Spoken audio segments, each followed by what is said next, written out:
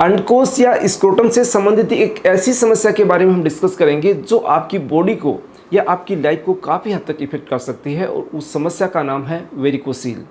Varicocele को हम सरल तरीके से कैसे समझ सकते हैं, इसके क्या क्या रीजंस होते हैं, क्यों डेवलप होती है और कैसे बिना किसी जांच के इसको जान पाएंगे, और लास्ट में बताएंगे ऐसे आपको टिप्स, ऐसे तरीके जिसके माध्यम से इससे आप राहत पा सकते हैं, और कुछ ऐसी होम्योपैथिक दवाई की जानकारी देंगे जो आपकी इस वेरिकोसील की कंडीशन को परमानेंट ठीक करने में आपकी हेल्प करेंगे। तो चलिए बिना देरी के वीडियो को स्टार्ट करते हैं। मैं हूं डॉक्टर रामदेव लमोरिया और आपका बहुत बहुत स्वागत करता हूं आपके अपने चैनल डॉक्टर रामदेव लमोरिया में। सबसे पहले हम जानते हैं कि वेरिकोसील क्या है।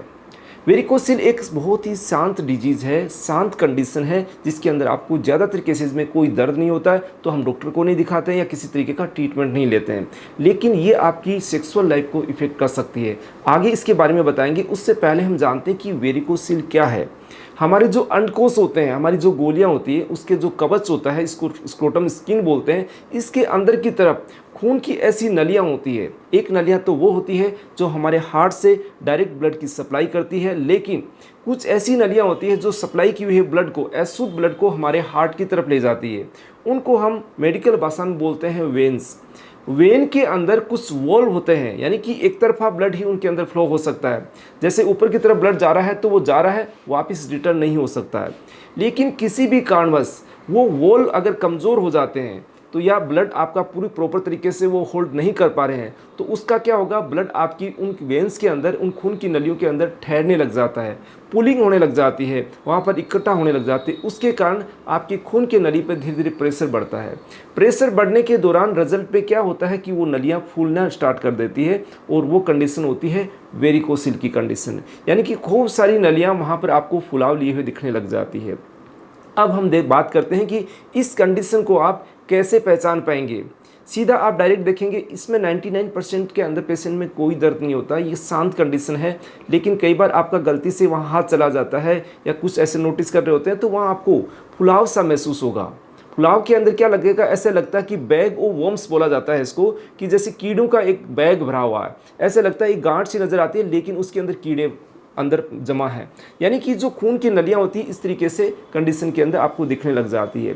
ज़्यादातर केसेज के अंदर प्राइमरी जो कंडीशन होती है, इसकी ग्रेडिंग होती है। अलग अलग ग्रेड हम नेक्स्ट वीडियो में आपको बताएंगे कि किस ग्रेड के अंदर क्या क्या कंडीशन होती है, लेकिन इसकी अलग अलग कंडीशन के अंदर इसका फुलाव अलग अलग तरीके से होता है। प्राइमरी स्टेज के अंदर इसका फुलाव हमें नज़र नहीं आता है, लेकिन हमको हाथ लगाने से महसूस होने लग जाता है। इसके साथ में कई बार ऐसा लगता है कि ये गांठ है। कई बार आपको कुछ केसेज के अंदर डिस्कम्फर्ट या हल्का दर्द की शिकायत हो सकती है, या फिर जो आपकी वेरिकोसील की कंडीशन बहुत ज़्यादा एडवांस हो जाती है, तो आपके टेस्टिकल पे इफेक्ट आने लग जाता है, टेस्टिकुलर एट्रोफी होने लग जाती है, आपके टेस्टिकल धीरे धीरे छोटी साइज़ के अंदर होने लग जाते हैं। ऐसी कंडीशन के साथ में अगर आपको वेरिकोसील है तो आपको ध्यान देने की आवश्यकता है। नेक्स्ट हम बात करते हैं कि इसका कारण क्या है, आपको ही क्यों ये वेरिकोसील की समस्या होती है।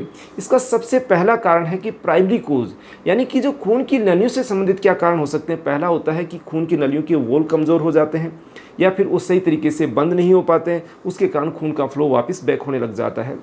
या फिर खून की नलियों की स्ट्रक्चर एनाटॉमिकल जो कंडीशंस होती है वही डिफेक्टिव होती है। सही तरीके से खून की नलियां अगर आपकी वहाँ की नहीं बनी है तो आपको ये दिक्कत हो सकती है। या फिर नलियों के अंदर प्रेशर डेवलप होने लग जाता है। प्रेशर क्यों होता है कि आपको पेट के अंदर, कई बार क्या लोग कमर के अंदर बेल्ट इतना टाइट बांधते हैं कि पेट अंदर से दब के वो खून की नलियों के ऊपर दबाव करने लग जाती हैं। या फिर बहुत ज़्यादा हैवी वेट लिफ्ट करते हैं, या वेट लिफ्टिंग के जो कुछ लोग होते हैं जिम करते हैं, बहुत ज़्यादा वजन उठाने के साथ में उनको ये समस्या होने लग जाती है। तो जो भी जिम के लोग हैं, जिम करते हैं, कंटिन्यूस हैवी वेट लिफ्टिंग करते हैं, उनको ये वेरिकोसील की समस्या हो सकती है, तो वो सावधानी से करें या उसका सपोर्ट यूज जरूर करें। नेक्स्ट आता है कि आपको लंबे समय से पुरानी खांसी बनी हुई है, छींक हो रही है, कब्ज के लिए आप बैठे बैठे जोर लगाते रहते हैं, तो कहीं ना कहीं ये बैक प्रेशर आपकी उन खून की नलियों के ऊपर इफेक्ट करता है। कुछ कंडीशन ऐसी हो जाती है कि हमारे शरीर के अंदर हार्मोनल इम्बेलेंसेज हो जाते हैं। हार्मोन इम्बेलेंस होने के कारण आपकी खून की नलियां धीरे धीरे रिलैक्स हो जाती है, खून की नलियां ढीली हो जाती है, उसके कारण भी आपकी खून की नलियां फूलने लग जाती है। कुछ ऐसे जेनेटिक डिसऑर्डर होते हैं कि आपकी बॉडी के अंदर उनकी बनावट ही शुरुआत से, जन्म से ही ऐसी होती है, तो भी आपको दिक्कत दे सकती है। अब सेकेंडरी कोज, यानी कि उसके बाहरी कोज क्या हो सकते हैं। मान लीजिए आपके अंडकोशों के आसपास कोई गांठ बन गई, कोई ट्यूमर बन गई, कोई ऐसी ग्रोथ होने लग गई, वो आपकी खून की नली को दबा रही है, उसके ब्लड को इफेक्ट कर रही है, तो आपको वेरिकोसील हो सकता है। अब ये चीज़ आपको समझ में आए कि वेरिकोसील क्या है, यानी खून की नलियों का फुलाव। ये क्यों होता है? यानी कि प्रेशर की वजह से या कुछ उनके खून की नलियों के वॉल की कमज़ोरी की वजह से जो भी दिक्कत रही होती है उसकी वजह से होता है। लेकिन आपको ये दिक्कत हो गई, आपने ये चीज़ को पता कर लिया कि आपको वेरिकोसिल है, डायग्नोस हो गई आपकी कंडीशन। अब इसको मैनेज कैसे करना है, कैसे हम इसको ट्रीट करेंगे? ट्रीटमेंट से पहले आपका मैनेजमेंट पार्ट आता है। अगर आप मैनेजमेंट पार्ट को नेगलेक्ट करेंगे तो आपकी समस्या सोल्व नहीं हो पाएगी। तो मैनेजमेंट में आप क्या करें? सबसे पहली चीज़ है इसको सपोर्ट करना, क्योंकि खून की नलियों के अंदर अगर आप उसको सपोर्ट करेंगे तो उनको सपोर्ट जो मिलेगा, धीरे धीरे उनका ब्लड का सर्कुलेशन अच्छा बनेगा। और दूसरी चीज़ें होती है, मैंने आपको बताई कारण है। कारण का मतलब उस चीज़ को रिमूव नहीं करेंगे। वेट लिफ्ट लगातार आप कर रहे हैं, भारी वजन आपको उठा रहे हैं, बैक पेट पे आप पर बहुत ज़्यादा प्रेशर आ रहा है, कब्ज़ की समस्या लगातार बनी, उसको सोल्व नहीं करेंगे तो ये चीज़ें ठीक नहीं हो पाती है। अब आप अपनी लाइफ में मॉडिफिकेशन क्या करें? लाइफ में मॉडिफिकेशन का मतलब ये है कि आप जो भी जिम करते हैं, एक्सरसाइज करते हैं, उनको अवॉइड करें। बहुत ज़्यादा भारी वजन नहीं उठाएं, लंबे समय तक आप खड़े नहीं रहें। बहुत ज़्यादा आप कंटिन्यू सिटिंग करेंगे तो भी आपको दिक्कत हो सकती है। तो लगातार भी आप कई घंटों तक नहीं बैठें, बीच बीच में आप मूवमेंट करते रहें, जिससे आपका ब्लड का सर्कुलेशन अच्छा बना रहे। अब नेक्स्ट चीज़ आती है सपोर्टिक है। सपोर्टिक में आप क्या कर सकते हैं? स्कूटर सपोर्ट का यूज़ कर सकते हैं, कुछ लोग लंगोट का यूज़ करते हैं, तो वो आप कन्वीनियंट के हिसाब से यूज़ कर सकते हैं। अब इस चीज़ का आता है कि ट्रीटमेंट पार्ट। ट्रीटमेंट पार्ट के अंदर आपको अलग अलग तरीके से सजेस्ट किया जाता है। कुछ डॉक्टर आपको कहते हैं कि ऑपरेशन करवा लीजिएगा, लेकिन ऑपरेशन भी इसमें सक्सेस नहीं होते हैं। ऑपरेशन कुछ समय के लिए ठीक रहते हैं, फिर वापस ये फूलने लग जाती है। तो इसमें क्या है कि होम्योपैथिक मेडिसिन काफ़ी हद तक कारगर होती है। मैं ये नहीं कहता कि 100% वेरिकोसिल के केस को होम्योपैथिक दवाएं ठीक कर देती है, लेकिन मैक्सिमम केसेस के अंदर उसकी ग्रेडिंग पे डिपेंड करता है कि कौन सी ग्रेड का उनको वेरिकोसिल है, उसके अकॉर्डिंग ये आसानी से ठीक हो सकती है। तो चलिए कुछ ऐसी मेडिसिन की मैं आपको टिप्स दे देता हूँ जिनको आप यूज़ भी कर सकते हैं। अगर मान लिया आप डॉक्टर तक नहीं पहुँच पाए, पहली चीज़ तो है कि ऐसी समस्याओं को आप नेगलेक्ट मत कीजिएगा, क्योंकि आपकी सेक्सुअल लाइफ को इफेक्ट कर सकती है, आगे जाके आपको दिक्कत कर सकती है। तो एक क्वालिफाइड डॉक्टर से आप परामर्श जरूर कीजिएगा, उसके अकॉर्डिंग ही ट्रीटमेंट लीजिएगा, क्योंकि इसके ट्रीटमेंट में काफ़ी समय लग सकता है। तो आपको इसमें पेशेंस रखने की आवश्यकता होती है।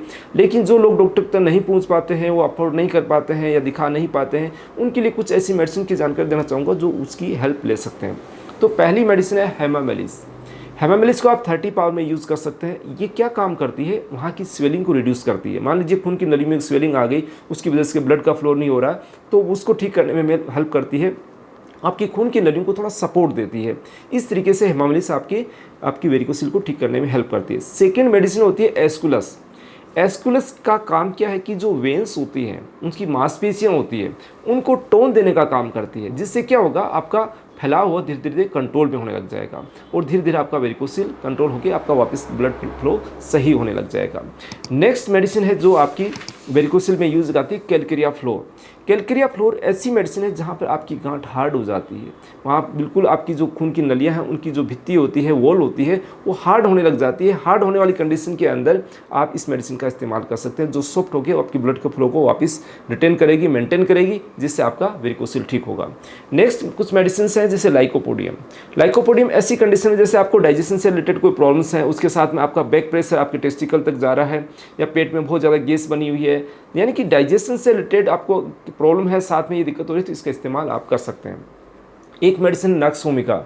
नक्स वोमिका कब इस्तेमाल करें? जो लोग बहुत ज़्यादा आरामदेह ज़िंदगी जीते हैं, वो बिल्कुल मूवमेंट नहीं करते, एक्सरसाइज नहीं करते हैं, बिल्कुल पड़े रहते हैं और खाना खाते रहते हैं, उनको डाइजेस्टिव प्रॉब्लम होगी, तो इस मेडिसिन का आप यूज़ कर सकते हैं। इस तरीके से आप वेरिकोसिल की कंडीशन के अंदर इन मेडिसिन का इस्तेमाल करके लाभ ले सकते हैं। अगर आप चाहते हैं हमारे से परामर्श करना, तो दिए गए व्हाट्सएप नंबर से अपॉइंटमेंट लेके कंसल्ट कर सकते हैं। दोस्तों, वेरिकोसिल से संबंधित और भी जानकारी नेक्स्ट वीडियोज़ में हम आपको देंगे। ग्रेडिंग के बारे में बताएंगे, आपकी सेक्सुअल लाइफ को कैसे इफेक्ट कर सकती है, आपकी स्पर्म प्रोडक्शन को कैसे इफेक्ट कर सकती है, यानी कि आपकी सीमन की क्वालिटी को और क्वांटिटी को कैसे इफेक्ट करती है, इसके बारे में डिस्कस करेंगे। मिलते हैं नई वीडियो में। धन्यवाद।